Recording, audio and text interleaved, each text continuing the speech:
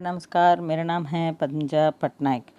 तो आज हम दो रस के बारे में पढ़ेंगे। एक है करुण रस और दूसरा जो है रौद्र रस। तो ये करुण रस क्या है? तो करुण रस क्या है?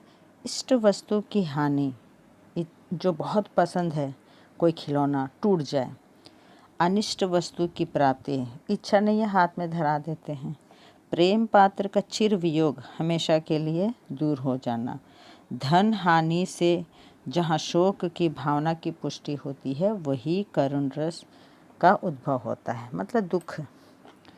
तो यद्यपि इसमें भी दुख है और उसमें भी दुख है। किसमें?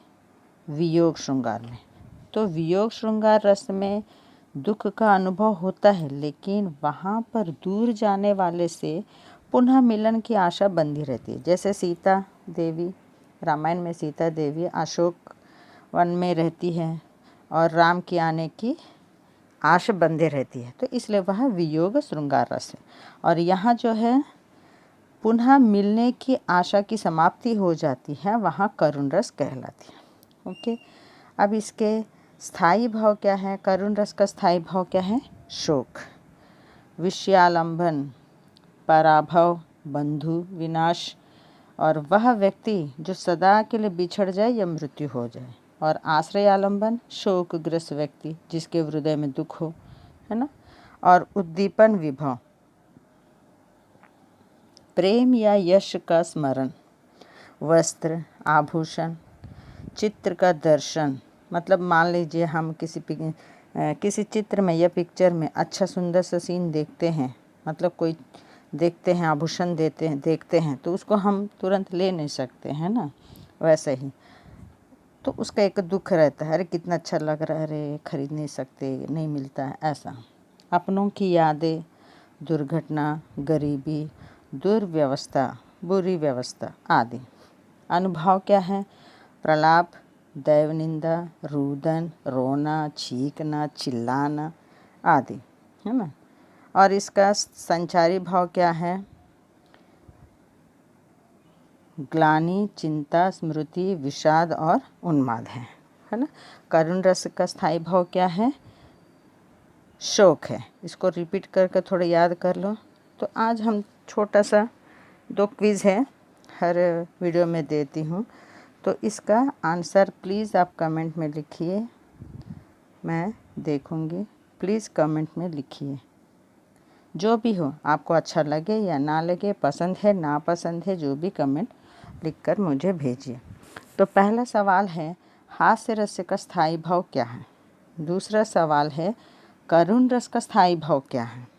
ओके, हास्य रस का स्थायी भाव क्या है? करुण रस का स्थायी भाव क्या है?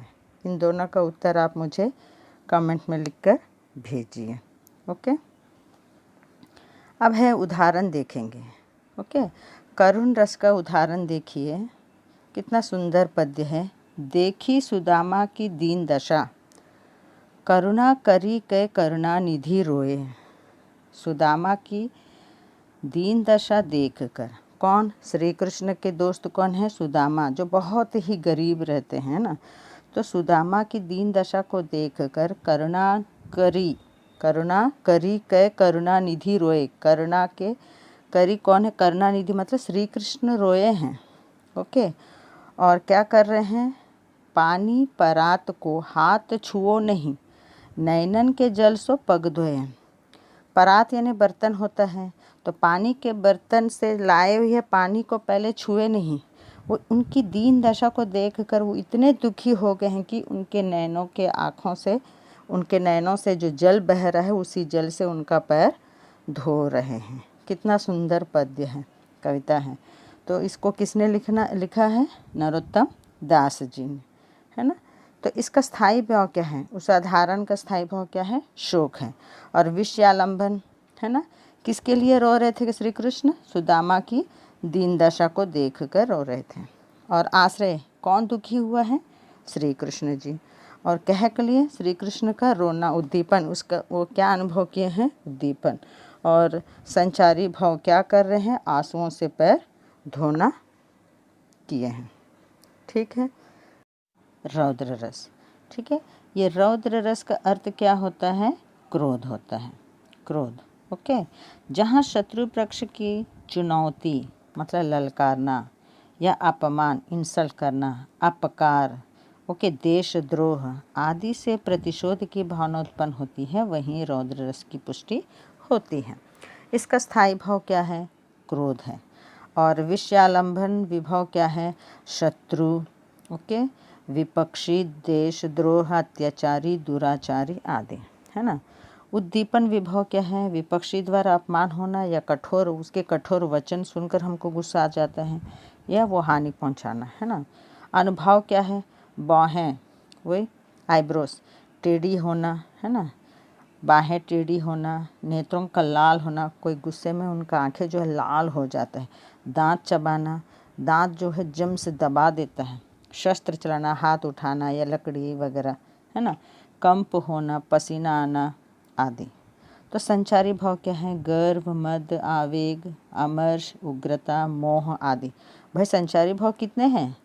33 है ना, उसी में से ये सब आते हैं। ओके, तो अब है इसका उदाहरण देखेंगे, है ना, किसका? रौद्र रस का उदाहरण। कितना सुंदर सा कविता बताया है मैथिली शरण गुप्त जी ने। श्री कृष्ण के सुन वचन, ओके, श्री कृष्ण के सुन वचन, अर्जुन क्रोध से जलने लगे। श्री कृष्ण की बातें सुनकर अर्जुन जो है क्रोध, गुस्सा से जलने लगे हैं और सब शोक अपना भुलाकर करतल युगल मलेंगे। अपने गुस्से में क्या कर रहा है? वो अपने हाथों को मलता है। कुछ लोग देखो दीवार को मतलब अपना मुट्ठी कर दीवार को मारना या अपने आप को ऐसा करना, जम से झटका मारना, ऐसा करते हैं तो गुस्से में। तो यहाँ अर्जुन क्या कर रहे हैं? करतल युगल मलने लगे। कर मतलब हाथ होता है ना, हथेली को मलने लगते हैं। अब इस पद्य का, इस कविता का स्थायी भाव क्या है? शोक, है ना। विषय क्या है? किसके लिए? जयद्रथ के लिए। और आश्रय किसके? हृदय में, मतलब कौन क्रोधित है? अर्जुन, है ना। और किससे ये उद्दीपन हुआ है? श्री कृष्ण के वचन से। और अनुभव, है ना, क्या कर रहे हैं? तो शरीर का कंपन, क्रोध से हाथ मलना कर रहे हैं। इसका संचारी भाव क्या है? श्रम, आवेग, उग्रता आदि, है ना। बस इतना ही आज के लिए। नेक्स्ट वीडियो में बाकी पढ़ेंगे। प्लीज़ कमेंट्स कीजिए यार, कमेंट से मेरे को थोड़ा उत्साह बढ़ता है। धन्यवाद आपको। अगर ये वीडियो पसंद आए तो सब्सक्राइब